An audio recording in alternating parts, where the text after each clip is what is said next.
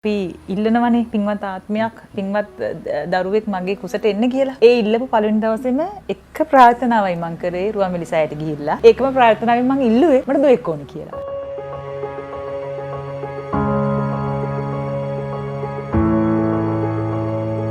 ඒ රුවන්වැලි සෑයට ගිහිල්ලා ඇවිල්ලා මං හිතන්නේ මාසයක් වුණේ නැහැ. මම ප්‍රෙග්නන්ට් වුණා. මගේ විශ්වාසය ඒ සියලුම දේත් එක්ක මං විශ්වාස කරනවා ඉන්න කෙනා එනවා. මම හැමතිස්සෙම මම කියන්නේ කර්මයත් එක්ක ජීවත් වෙන කෙනෙක්. එන කෙනාගේ පින පව අනුව එයා ජීවත් වෙන කාලය හෝ එයා එන විදිය තීරණය වෙනවා.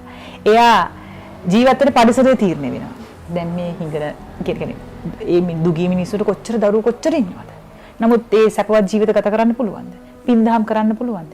ඒ අපි කරපු දේවල් එක්ක. ඉතින් ඒ අනුව මම කියන්නේ අපි දරුවෙක් හදනවා නම් දරුවෙක් ගැන හිතනවා නම් මේ හැමෝටම හැම සැප සම්පතක්ම දෙන්න බෑ.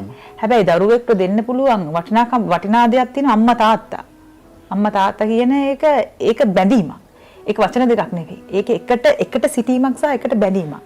එතකොට මේ දේ සර්ව සම්පූර්ණ නැත්නම් නිකම් මේ ගෑණියෙකුයි පිරිමියෙක් එකට හිටිය පළියට දරුවෝ නම් හදන්න එපා.